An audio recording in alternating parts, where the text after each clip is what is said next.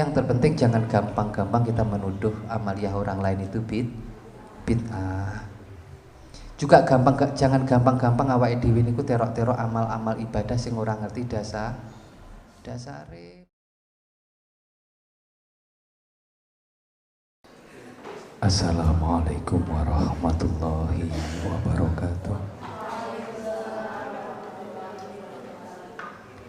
Bismillahirrahmanirrahim. Allahu la ilaha illa huwal hayyul qayyum la ta'khudhuhu sinatun wa la nawm lahu ma fis samawati wa ma fil ardh. Man dzal ladzi yashfa'u 'indahu illa bi idhnihi ya'lamu ma bayna aydihim wa ma khalfahum wa la yuhituna bi syai'in min ilmihi illa bima syaa. Wasi'a kursiyyus samawati wal arda wa la ya'uduhu hifdhuhuma wa huwal 'aliyyul 'azim. Wallahu khairul hafidha wa huwa arhamur rahimin. Allahumma anta salam wa minka salam wa ilaika ya'udu salam fa hayyina rabbana bisalam wa adkhilna al-jannata darussalam amin ya rabbal alamin. Al-Hadisul Khamis halaman ke-28. Qala al-mu'allif rahimahullah ta'ala wa nafa'ana bihi wa bi ulumihi wa amadana bi asrarihi wa a'ada alaina bi barakatihi fid dharaini amin ya rabbal alamin. Bismillahirrahmanirrahim. Al-Hadisul Khamis utawi iki iku hadis kang kaping 5. An ummil mukminin, den ceritakake saking ibune wong mukmin, Ummi Abdillah, ibune Abdillah, Aisyah, iya iku Aisyah radhiyallahu anha, muga-muga ngridoni sapa Allah, anha saking Siti Aisyah. Qalat, ngendika sapa Siti Aisyah, qala ngendika sapa Rasulullah sallallahu alaihi wasallam, man sapa wonge ahdasa ngenyar-ngenyarake ing man, ngenyar-ngenyarake iya man, fi amrina ing dalem agama ingsun, hadza iki ma ing barang kang laisa ora ana iya ma iku minhu saking agama, fahuwa mongko utawi ma laisa iku raddun den tolak. Rawahul Bukhari, hadis ini diriwayatkan oleh Imam Bukhari, wa Muslim lan Imam Muslim, artinya ada di kedua kitab Imam hadis tersebut. Wa fi riwayatin li Muslim, wa fi riwayatin lan ing dalam riwayat li Muslimin kedua Imam Muslim, man sapa wonge ngamila ngamal iya man, amalan ing ngamal laisa kang ora ono iku alaihi ing ngatasé amal apa amruna perintah ingsun, fahuwa mongko utawi ngamal iku raddun den tolak. Kula wau badhe bidal mempersiapkan banyak catatan. Hadisnya pendek, mosok cuma diterjemahkan terus sudah, terus menyisakan banyak masalah. Pertama, an ummil mukminin, hadis ini diriwayatkan oleh ummil mukminin, ibunya kaum mukminin, jenengan semua mukminin mukminat. Berarti yang meriwayatkan hadis ini adalah ibu kita sendiri. Kita punya ibu, namanya Aisyah. Jadi kalau secara napa nggih? Ngeten mawon penahe.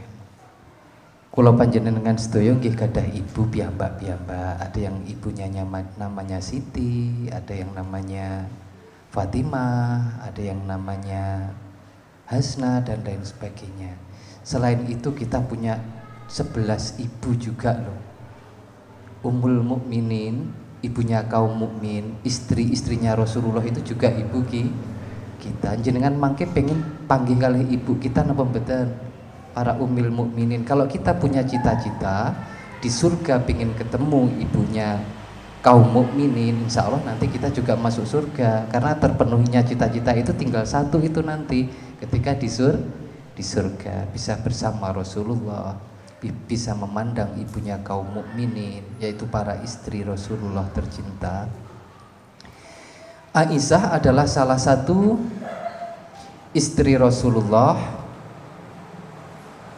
yang berasal dari suku Quraisy. Istri Rasulullah itu enten pinten toh? Enten 12.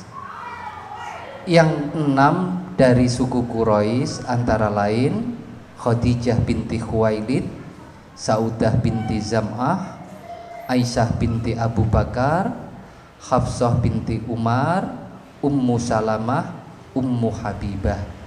Ini Ummul Mukminin, istrinya Rasulullah yang berasal dari suku Quraisy.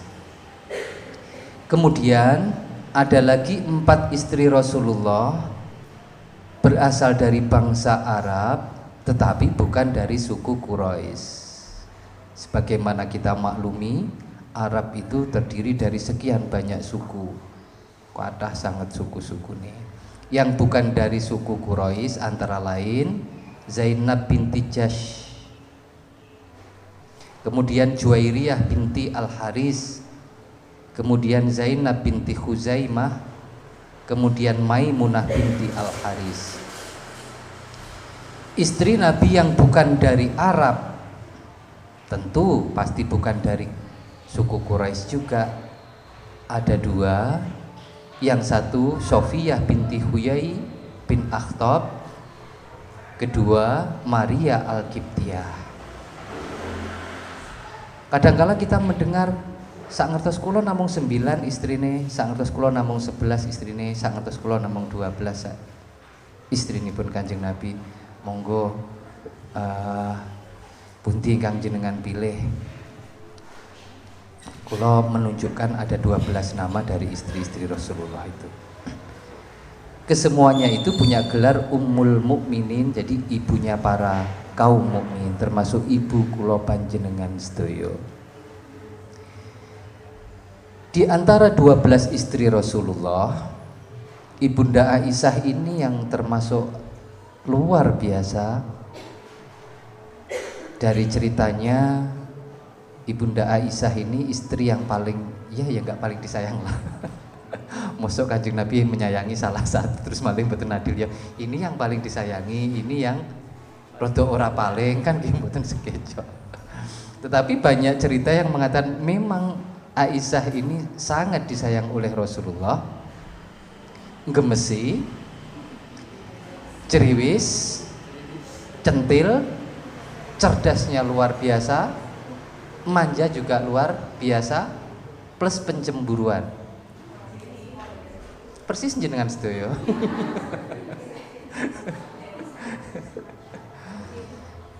Tetapi bukan sisi itu yang ingin kawula sampaikan, bahwa istri Rasulullah yang satu ini mempunyai 4 keutamaan dibanding istri-istri yang lain. 1, Bunda Aisyah ini istri yang paling dekat dengan Rasulullah, yang paling banyak membersamai Rasulullah dalam banyak hal. Kedua, Bunda Aisyah juga menjadi guru yang dihormati. Maksudnya guru terus pundi? Karena Bunda Aisyah ini termasuk istri Rasulullah yang paling dekat dengan Rasulullah. Ibunda ini benar-benar memperhatikan semua perilaku Rasulullah, menghafal semua dawuh-dawuh dari Rasulullah, sehingga Bunda Aisyah ini menjadi rujukan pertanyaan para sahabat-sahabat, baik sahabat itu dari kalangan perempuan maupun laki-laki. Mereka banyak bertanya dan mereka banyak yang terpuaskan dengan jawaban-jawaban Ibunda Aisyah. Kenapa bisa demikian? Nggih, karena dulu tidak semua sahabat itu punya kesempatan langsung untuk selalu menanyakan permasalahan-permasalahan agama kepada Rasulullah. Jenengan bayang nih, Rasulullah adalah seorang Nabi. Tentu yang berkeinginan pengen sowan beliau, yang berkeinginan pengen mendengar langsung dari beliau luar biasa banyaknya, sehingga tidak punya kesempatan, tidak kesemuanya memiliki kesempatan yang sama untuk bisa mendengar langsung jawaban-jawaban itu dari Rasulullah.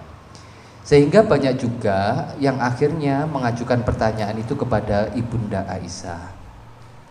Dan hebatnya Ibunda Aisyah ini bisa menjawab semua apa yang mereka inginkan, sehingga mereka para sahabat ini menganggap Ibunda Aisyah sebagai seorang guru. Mengangkat harkat perempuan, itu yang ketiga keutamaan Bunda Aisyah. Waktu itu napa nggih?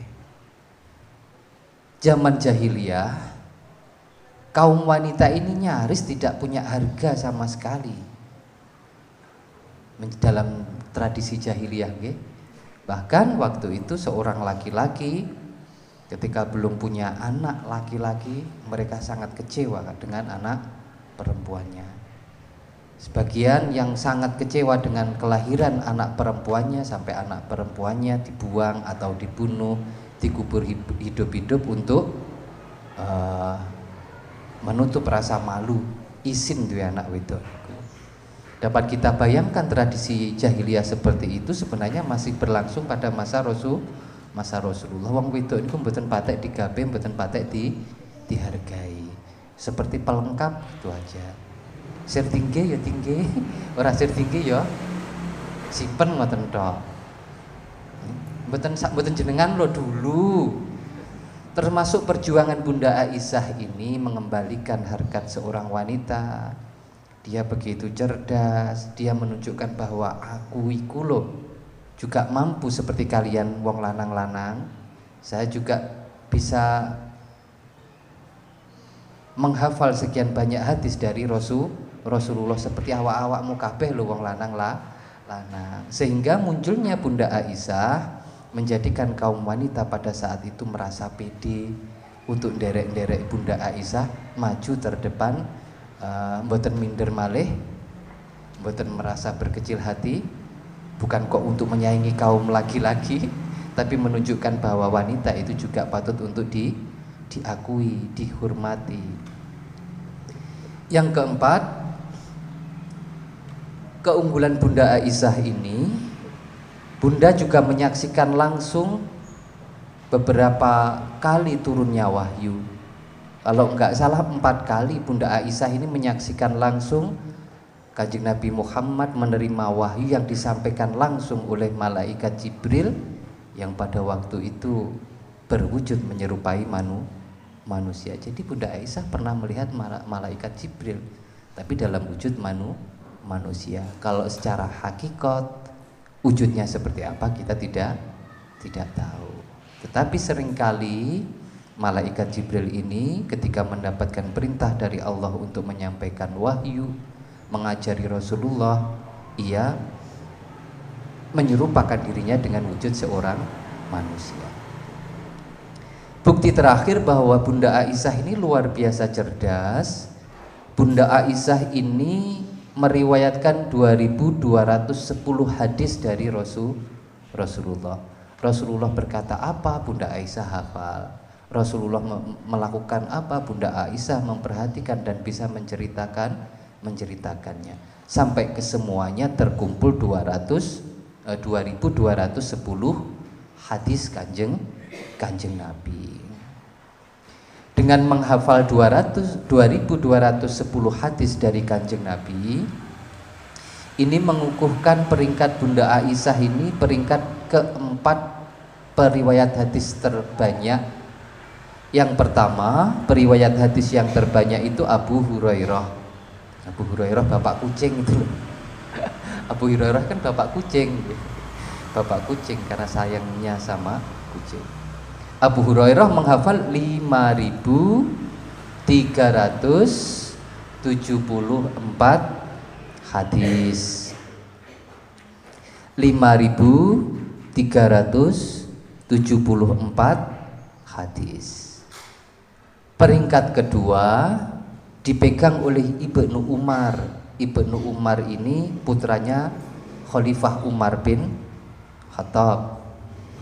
Ibnu Umar meriwayatkan hadis sebanyak 2630 hadis. Peringkat ketiga diduduki oleh sahabat Anas bin Malik. Sahabat Anas bin Malik meriwayatkan hadis atau menghafal hadis sebanyak 2286 hadis. Barulah peringkat keempat Bunda Aisyah 2210 hadis. Luar biasa. Padahal sahabat Nabi itu jumlahnya puluhan ribu.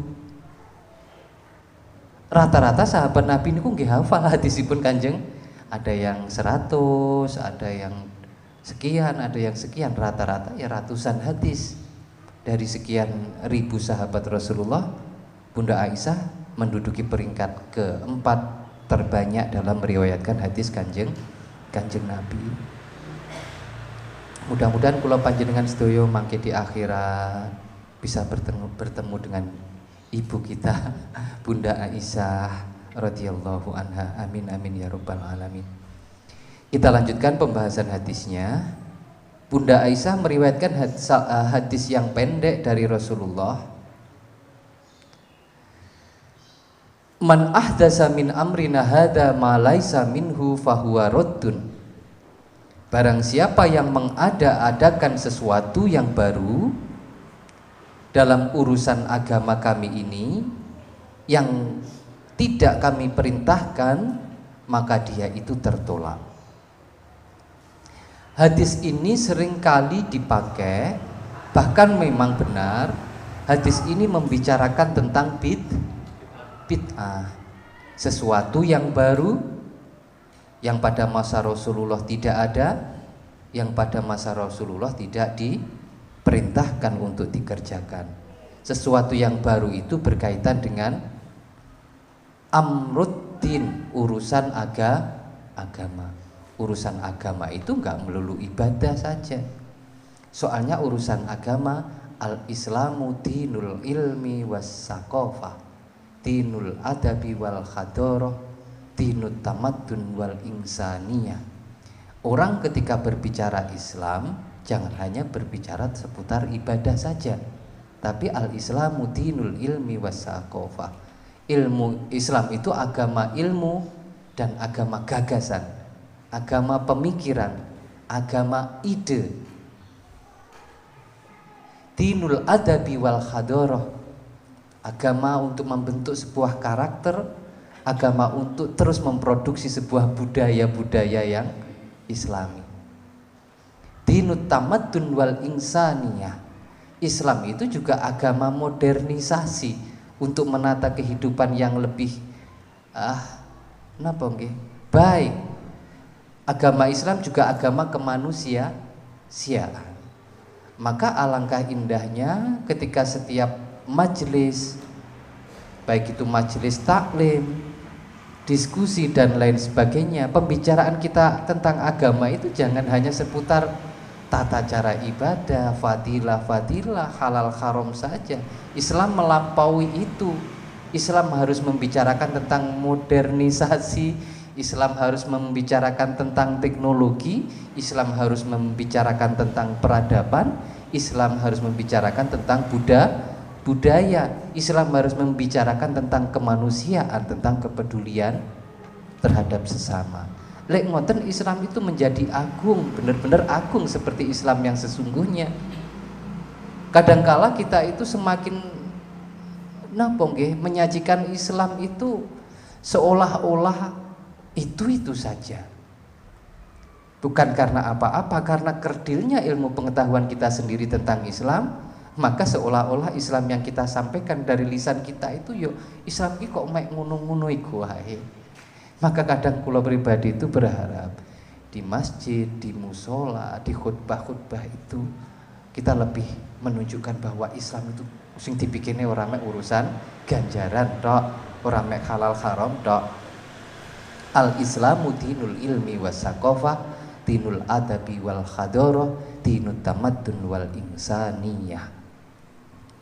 Maka berbicara bid'ah dalam urusan agama, setelah kita tahu agama itu, Islam itu tidak seputar ibadah saja, maka bid'ah atau bukan itu nanti mencakup banyak hal juga. Yang jelas maksud hadis ini adalah sesuatu yang tidak ada pada Rasulullah itu disebut bid'ah. Sesuatu yang tidak diperintahkan oleh Rasulullah kemudian diada-adakan oleh generasi berikutnya sesudah Rasulullah dalam urusan agama itu disebut bid'ah. Itu dulu. Kemudian dalam riwayat Muslim dengan redaksi yang berbeda, man amila amalan laisa alaihi amruna fahuwa raddun. Barang siapa mengerjakan suatu pekerjaan yang tidak cocok dengan syarak atau syariat kami, maka hal itu tertolak. Pengetahuan yang sangat terbatas mengenai pemahaman bid'ah seringkali menjadikan kula panjenengan sedaya menjadi wong sing gampang kagetan. Apalagi ketika kita mendengar sebuah ceramah atau kuote pendek, atau bahkan kita sedang menjadi sasaran tuduhan-tuduhan pelaku bid'ah, kadang kita klepek-klepek. Contoh, kebiasaan yang dilakukan mayoritas umat Islam, penganut anu dan lain sebagainya adalah kebiasaan bid'ah. Karena itu tidak ada dalilnya, karena itu tidak pernah dilakukan pada masa Rasulullah. Langsung kita ciut, jangan-jangan pas yang mereka katakan benar. Kita menjadi ragu dengan ibadah kita sendiri, dengan amaliyah kita sendiri, hanya dengan kata-kata sing ngoten niku kemawon. Yang membuat kita semakin goyah lagi karena kita tidak punya banyak dalil terhadap amaliyah kita sendiri. Kebanyakan kita itu kakian amal kurang didukung dengan ilmu. Jadi ketika ada kata-kata yang kamu lakukan itu lo tidak ditemukan dalilnya, langsung menjawab, oh iya, nyatanya saya memang tidak tahu dalil. Berarti memang benar-benar enggak Yang menjadi masalah itu karena memang kita ini enggak roh dalile, bukan berarti amaliyah kita tidak ada dalilnya. Mereka pun seringkali yang menuduh amaliyah orang lain itu bid'ah dengan pedenya mengatakan itu tidak ditemukan pada masa Rasulullah, tidak ada hadisnya, tidak ada ayat Al-Qur'annya ya sebagai dalil penguat. Kalau mereka yang ngomong itu sudah hafal sekian ratus ribu hadis gitu, kalau mereka yang ngomong itu seperti para Imam Syafi'i dengan 500 ribu hadis, kalau yang ngomong itu seperti Imam Ahmad bin Hambal hafal 1 juta hadis, seperti Imam Bukhari 300 sekian hadis lebih dan terus hafal terus paham, ya monggo. Yang menjadi masalah itu ketika yang ngomong sendiri itu ketika nopo nggih dibalik ini tenan, kamu yakin ini tidak ada dalilnya? Yakin tidak ada dalilnya. Sudah berapa hadis yang kamu telaah? Yang sudah berapa hadis yang kamu baca? Ya kata ustadz saya ini nggak ada dalilnya. Tanggung jawab ilmiahnya di mana? Pun demikian kula panjenengan sedaya jangan memperparah keadaan. Ibadah kita menjadi diragukan banyak orang ketika para pemuka agama itu sendiri kelepekan menghadapi mereka. Karena memang ketika ngamalnya ibadah itu demenani ya seneng ngamalnya tapi tidak memiliki napa dalil sendiri. Jadi nggak iso jawab. Apa meneh sing me asal manut. Setidak-tidaknya kula langsung mencarikan referensi dari yang terkuat. Ini nggak ada di kitab sini, ini dicatat monggo. Banyak ulama yang pada masa dahulu itu sudah membahas tentang bid'ah itu sendiri. Karena para ulama lebih ngerti dari kula panjenengan sedaya, potensi hadis ini nanti akan bisa juga menjadi sumber kesalahpahaman. Ingat nggih, dawuh Kanjeng Nabi firman Allah itu sangat sering memiliki multi tafsir. Contoh, pada masa Rasulullah ketika sahabat itu ingin belajar sholat, apa jawab Rasulullah? Silahkan tidur di masjid saya, silahkan tinggal di kediaman saya minimal 3 hari 3 malam. Perhatikan tata cara sholat. Kemudian muncul hadis yang sangat populer tentang sholat itu, terus bunti nika, sallu kama ra'aitumuni usolli. Jenengan bayang nih saat itu jenengan jadi seorang sahabat, sholatlah seperti yang engkau ketahui, ya seperti yang engkau saksikan aku melakukan sholat. Kita menyaksikan Rasulullah takbiratul ihram, kita menyaksikan Rasulullah membaca Fatihah, kita menyaksikan Rasulullah membaca ayat-ayat surat-surat Al-Quran, kita menyaksikan Rasulullah ruku, sujud, duduk, salam sampai sholat itu selesai. Yakin kita pasti bisa melakukan itu. Kemudian yang tidak bisa dipastikan, apakah kita tahu takbiratul ihram itu rukun atau itu loh maksudnya.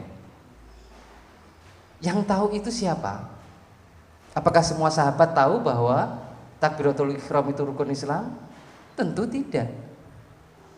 Yang mereka tahu, mereka sholat seperti Rasulullah. Gitu. Fatihah, sahabat juga mengikuti Rasulullah membaca Fatihah. Tapi apakah semua sahabat yang mengikuti Rasulullah itu tahu Fatihah itu rukun sholat? Belum tentu. Yang tahu juga al-ulama di kalangan para sahabat. Sahabat-sahabat yang inten mendalami ilmu Islam, kemudian barangkali mungkin memberanikan diri kepada Rasulullah, ya Rasulullah, dari sekian banyak rangkaian sholat itu, manakah yang tidak boleh ditinggalkan, manakah yang sunnah, manakah yang tidak dilakukan tidak apa-apa, tapi dilakukan dapat pahala. Demikian juga dengan bid'ah ini. Semuanya tahu tentang hadis ini, tapi apakah bisa dipastikan semuanya faham yang dimaksudkan oleh Rasulullah tentang bid'ah itu? Yang paling ngerti juga yang paling alim atau para ulama zaman, ulama di zaman itu. Saya ambilkan dari tokoh ternama yang bernama Ibnu Abdissalam. Ibnu Abdissalam ini pensarah kitab Sajaratul Ma'arif, pensarah atau penulis kitab Sajaratul Ma'arif yang sangat populer itu. Ibnu Abdissalam ini punya gelar Sultanul Ulama juga, karena memang pinter-pintere wong ali. Walidha qassama Ibnu Abdissalam al-khawadisa ilal ahkamil khamsah. Karena banyaknya pembicaraan tentang bid'ah, pertanyaan-pertanyaan tentang bid'ah, kesalahpahaman tentang pengertian bid'ah, Ibnu Abdissalam ini merinci, membagi yang disebut al-khawadis atau sesuatu yang baru, bahasa lain dari bid'ah, menjadi 4 macam hukum.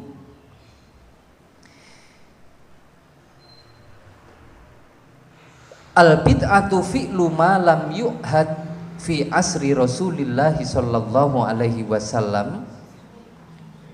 Bid'ah itu mengerjakan sesuatu yang tidak pernah dikenal atau terjadi pada masa Rasulullah. Bid'ah tersebut ada kalanya satu wajibah, bid'ah yang wajib. Contohnya kata allumin nahwi, seperti mempelajari ilmu nahwu. Wa ghoribil kitab, dan mempelajari kitab-kitab yang langka. Itu contoh yang disajikan oleh Ibnu Abdissalam. Penjelasannya mangke kenapa ilmu nahwu itu bisa wajib, itu hanya satu contoh saja. Kenapa mempelajari kitab-kitab yang langka itu juga wajib, malah menjadi bid'ah yang wajibah mangke. Yang kedua, bid'ah as-sunnah. Was sunnati mimma yutawaqqafu fahmus syari'ati alaihi.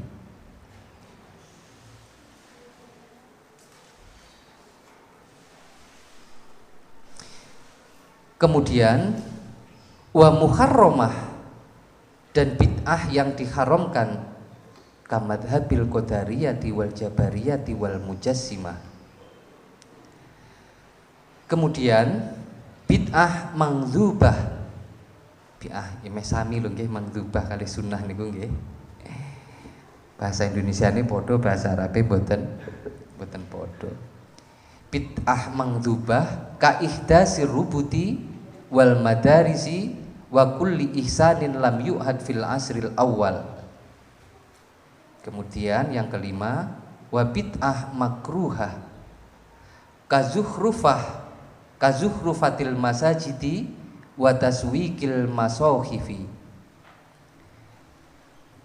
Kemudian wa mubahah kal musafahati akiba sholati subhi wal asri wa tawassu'i fil ma'kali wal masrobi wal malbasi wa ghairi dzalik. Saya terjemahkan pakai bahasa Indonesia sejak awal. Bid'ah tersebut ada kalanya satu bid'ah wajibah seperti mempelajari ilmu nahwu dan mempelajari lafadz-lafadz yang gharib dalam kitab-kitab yang langka yang terdapat di dalam Al-Quran juga, ataupun sunnah-sunnah, di mana pemahaman terhadap syariah menjadi tertangguhkan pada sejauh mana seseorang dapat memahami maknanya. Contohnya ngeten, Al-Quran itu, siapa sih yang tidak mengakui bahwa Al-Quran adalah rujukan utama umat Islam? Tetapi Al-Quran itu sendiri tidak mungkin dapat kita fahami, kita pelajari dengan benar tanpa kita minimal alat membaca saja kita tidak tahu. Seperti ilmu nahwu. Ilmu membaca Al-Quran itu ada 17 disiplin ilmu. Kalau kita pengen mengaku ahli Al-Quran, minimal ya menguasai 8 disiplin ilmu tentang Al-Quran. Kalau kita pengen siap keren, saya adalah orang yang kembali kepada Al-Quran dan hadis, saya nggak butuh pendapat ulama yang lain. Minimal jenengan menguasai 8 disiplin ilmu tentang Al-Quran dulu, dan sekian banyak disiplin ilmu tentang pemahaman hadis, wong hafal aja belum. Nah, dibutuhkan berbagai macam disiplin ilmu, salah satunya ilmu nahwu, dan mempelajari kata-kata yang asing di dalam Al-Quran itu agar kita bisa memahami Al-Quran dengan baik. Apapun yang dibutuhkan untuk tercapainya satu tujuan dan sesuatu itu bersifat kudu atau harus, maka hukum melakukan atau melewati hal tersebut, sarana tersebut juga wajib. Maka golek ilmu nahwu, mempelajari ilmu-ilmu untuk mempelajari Al-Quran itu juga wajib. Padahal itu tidak dilakukan Rasulullah. Pada zaman Rasulullah belum ada pelajaran ilmu nahwu. Jangan cari tentang sejarah, nanti baru tahu ketika masa tabi'in atau dengan tokoh-tokohnya itu. Yang kedua,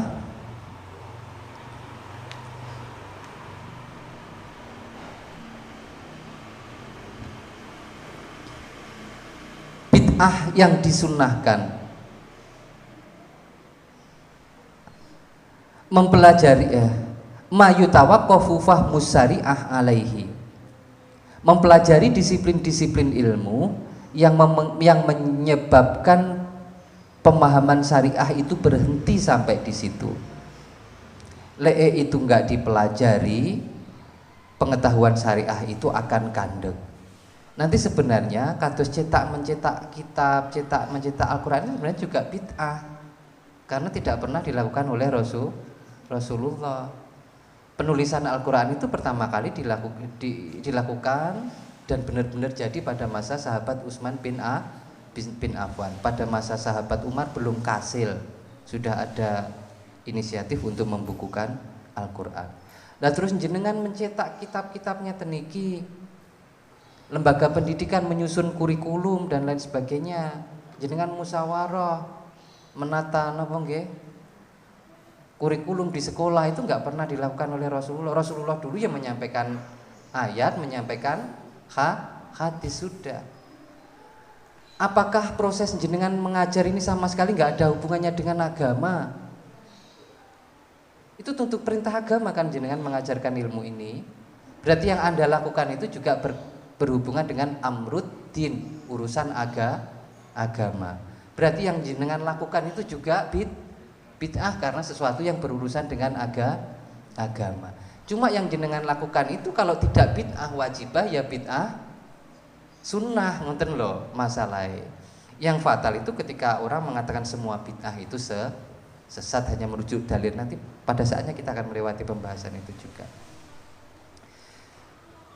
Bid'ah mandubah, bid'ah muharramah seperti munculnya faham-faham baru setelah masa Rasulullah, Qadariyah, Jabariyah, Mujassimah, Mu'tazilah, kuwatah nika. Itu adalah amruddin, urusan agama yang meliputi akidah juga, bahkan sampai tata cara ibadah yang pada masa Rasulullah tidak justru itu sing diarani bid'ah yang benar-benar napa? Dolalah itu yaitu munculnya faham-faham sing aneh-aneh yang tidak ada pada masa Rasulullah. Munculnya faham bahwa Allah itu punya tangan, punya kaki. Jangan coba nanti kalau sering baca kitab-kitab sing dipegang mereka itu, ada yang mengatakan Allah itu tingginya setinggi Nabi Adam. Kok ya Allah, ngoten itu termasuk paham Mujassimah itu yang bid'ah dolalah itu. Karena pada masa Rasulullah tidak ada akidah semacam itu. Bid'ah mangdubah seperti mempelajari sistem pendidikan, adanya pondok pesantren dan madrasah-madrasah. Juga segala bentuk kebaikan yang tidak dikenal pada zaman generasi pertama Islam. Kemudian yang keempat, bid'ah makruhah seperti berlebih-lebihan menghiasi masjid, menghiasi mushaf dan lain sebagainya. Jenengan pareng mengatakan bahwa sampean lek gambari masjid ternono banyak ornamen itu termasuk bid'ah makruhah loh. Pantun jenengan. Ya, jenengan punya tanggung jawab ilmiah untuk menyampaikan kebenaran. Lek wis kadung ngerti ngeten iki. Jenengan kan malih ngerti toh? Rien.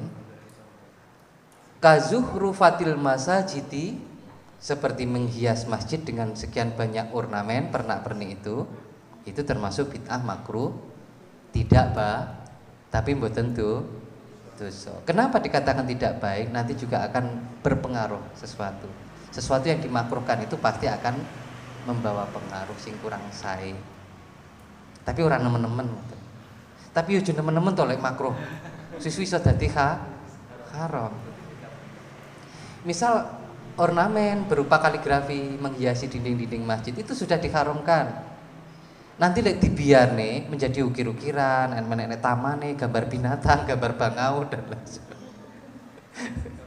Malih haram. Wong semerep sarunge kancane pas salat mawon maos awake nggih. Gajah duduk. Yang lebih bisa menjadi perhatian lagi, gajah duduk tapi ketika tinggi ruko ngepir. Kok ada gajah duduk ngepir?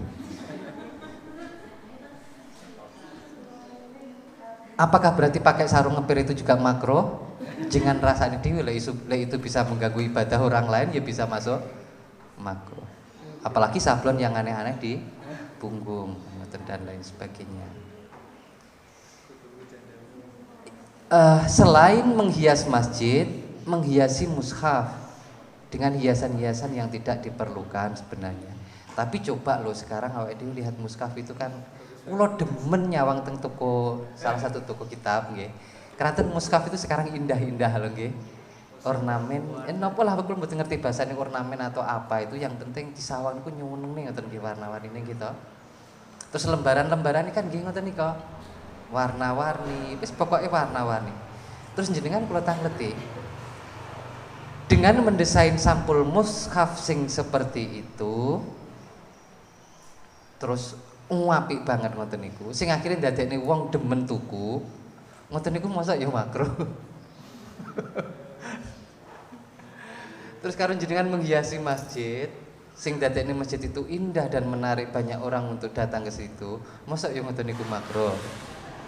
Ulama yang lebih tahu, keratan ukuran kula panjenengan sedaya mboten sami. Kalau para ulama itu sudah memakruhkan nggih nderek mawon awake dhewe iki ngerti apa to. Mereka juga tahu kok ulama itu bahwa dengan bangunan yang megah, yang indah seperti itu akan menarik banyak orang untuk datang ke masjid tersebut. Wa taswikil masakhifi, merobek mushaf. Termasuk ketika mushaf itu sudah luset, nggak kepake dan lain sebagainya. Bagaimana cara napa nggih memusnahkannya? Lek ini disimpen nggih berapa tahun pun juga nggak akan rusak. Lek ini nyimpen mboten sae sembrono mungkin malah jatuh, malah sebagian enten terinjak. Maka sebagian ulama ada yang membolehkan biar lebih aman, tidak terinjak. Mboten napa-napa dibakar. Tapi teng mriki merobek mushaf itu yang dimakruhkan. Kenapa? Barangkali robekannya itu kan nggak tuntas, sehingga ada satu ayat atau apa yang bertebaran dan sangat mungkin terinjak. Maka pilihan terbaiknya selain menyimpan sampai kapanpun, kalau memang itu tidak mampu dilakukan, dimusnahkan dengan cara dibakar. Tetapi dengan adab yang harus benar-benar kita jaga. Kita tidak ingin memusnahkannya, tapi kita ingin menghindarkan ketidakmampuan kita njogo Al-Quran itu tadi. Yang kelima, bid'ah mubahah seperti bersalaman selesai sholat subuh dan asar.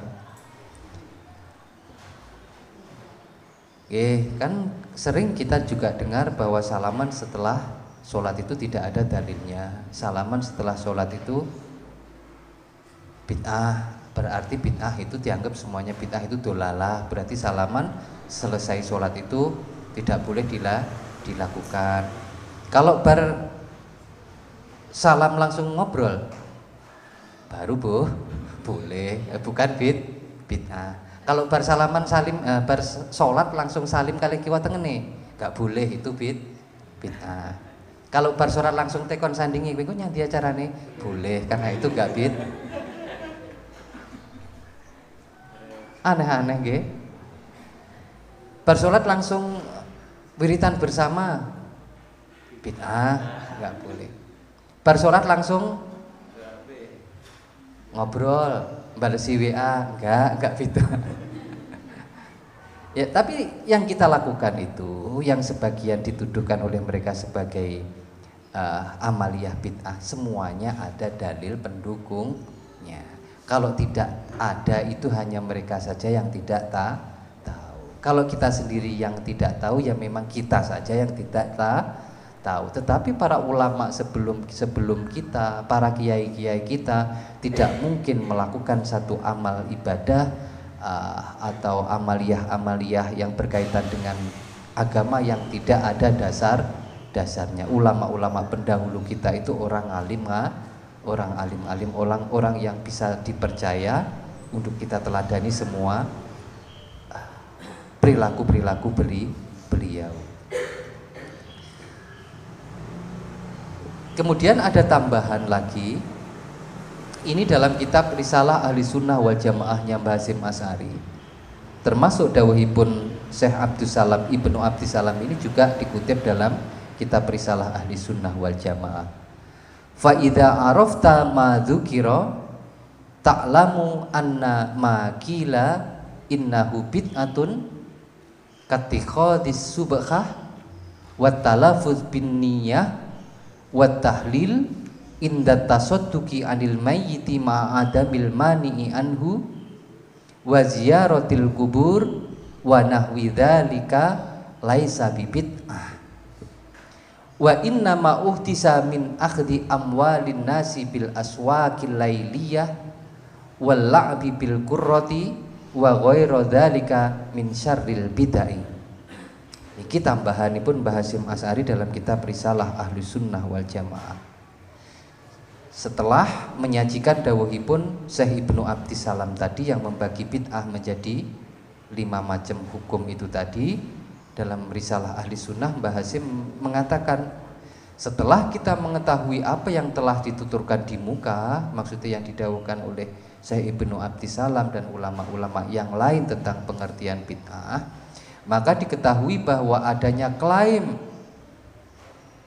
bahwa yang dimaksud berikut ini adalah bid'ah, seperti memakai tasbih, melafadzkan niat, membaca tahlil ketika bersedekah setelah kematian, dengan catatan tidak ada perkara yang mencegah untuk bersedekah tersebut, kemudian menziarahi makam dan lain-lain, kesemuanya bukanlah merupakan bid'ah. Itu penegasan dari Mbah Hasyim Asy'ari. Wa inna ma uhtisa min ahdi amwalin nasi bil aswaqil lailiyah wal laibi bil qurati wa ghairu dzalika min syarril bid'ah. Ini yang ditemukan pada masa hidup beliau Hadratus Syekh Hasyim Asy'ari. Adapun mengambil memungut uang dari pasar-pasar malam, kayak pasar malam, terus sing bakul napa? Di upeti. Ini yang menyelenggarakan bukan pemerintah yang resmi. Ini yang diceritakan Mbah Hasyim pada waktu masa sugeng Mbah Hasyim itu sering terjadi seperti itu.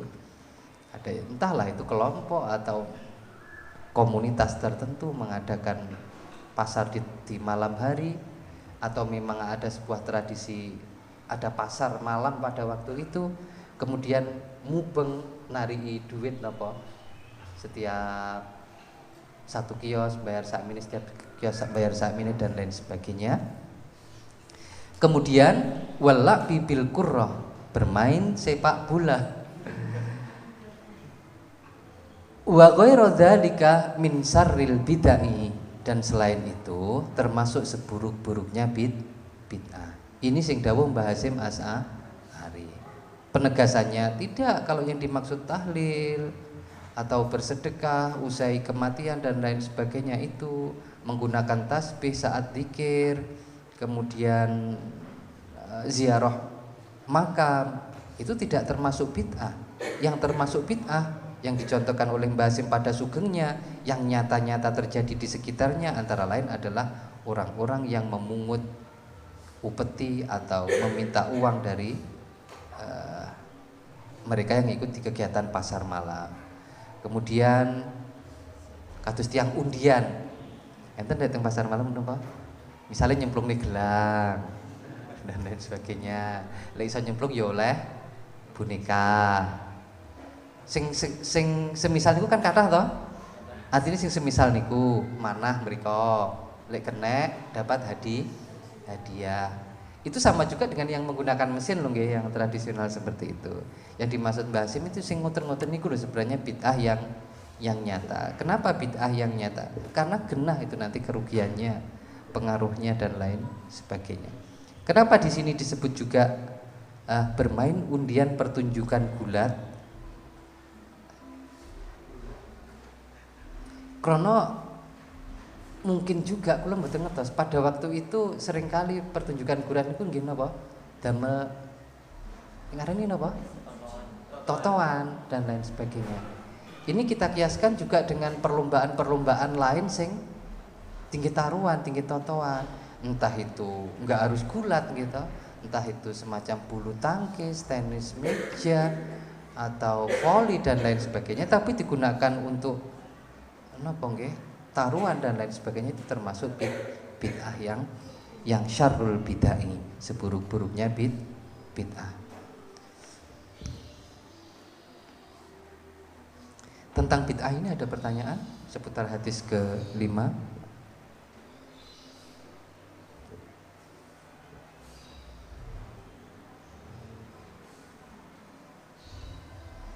Yang terpenting wonten sing takut mboten? Mboten nggih? Penak mboten nggih? Yang terpenting jangan gampang-gampang kita menuduh amaliyah orang lain itu bid'ah. Juga jangan gampang-gampang awake dhewe niku terok-terok amal-amal ibadah sing ora ngerti dasare. Berulang kali didhawuhkan para ulama, ilmu amal tanpa ilmu tidak diterima. Krana ngawut begitu saja. Oleh karena itu, pastikan kula panjenengan sedaya itu sing sregep sinau. Beberapa waktu yang lalu mungkin kula entah menyampaikannya di sini atau di tempat lain, yulazimul aurat wa yusakhihu wa yuhassinu. Entah itu saya sampaikan di mana itu. Teng mriki. Nggih. Sudahlah, kebiasaan-kebiasaan kita, entah itu zikir, wirid, amaliyah, itu teruskan kalau memang sudah yakin itu benar. Tetapi yusakhihu, termasuk yusakhihu itu selalu diperbaiki, selalu dibenarkan sing urung bener, antara lain juga itu golek ono lah dasar-dasar dari amaliyahmu itu. Lek pun puluhan tahun misalkan kita mengamalkan bacaan ini atau melakukan ini, pun mantep dan lain sebagainya, kuatkanlah dengan kamu menemukan dasar-dasarnya. Minimal kalau tidak mampu melacak sampai hadis Nabi, sampai ayat Al-Quran, qaulul ulama atau dawuhnya ulama dari salah satu kitab tertentu, kitab-kitab yang muktabar. Kenapa demikian? Kalau sudah dawe ulama, enggak mungkin ulama itu ngawut tanpa dasar Al-Quran maupun hadis. Lek kula panjenengan sedaya mencari sendiri dasar dari Quran dan hadisnya kadang mboten nutut. Minimal menurut ulama ini diperbolehkan, menurut ulama ini dianjurkan, ngoten kemawon. Di sisi lain kita tidak boleh gampang-gampang menuduh amaliyah orang lain bid'ah. Di satu sisi kita juga hati-hati dalam setiap amaliyah atau amal ibadah kita. Pastikan kita mempunyai ilmunya, pastikan kita mengetahui dasar-dasarnya. Lek mboten wonten pertanyaan, kita lho kok dawa men hadis yang ke 6.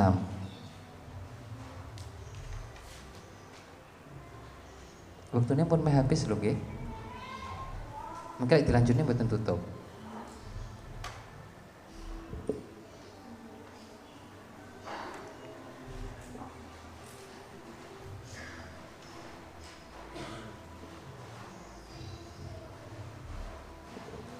Dicukupkan sampai di sini dulu aja nggih. Oke, begitu mulai maos hadis sak monten panjange, jelas maos beberapa baris monten pun telas waktu kula panjenengan sedaya. Pun saestu mboten wonten pertanyaan? Nggih, Bunda.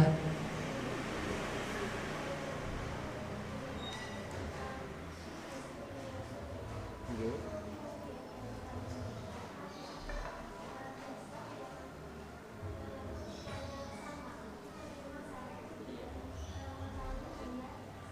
Nggih.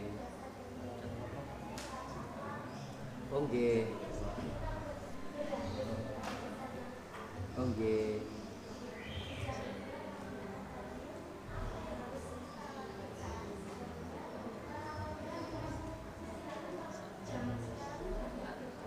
Nggih.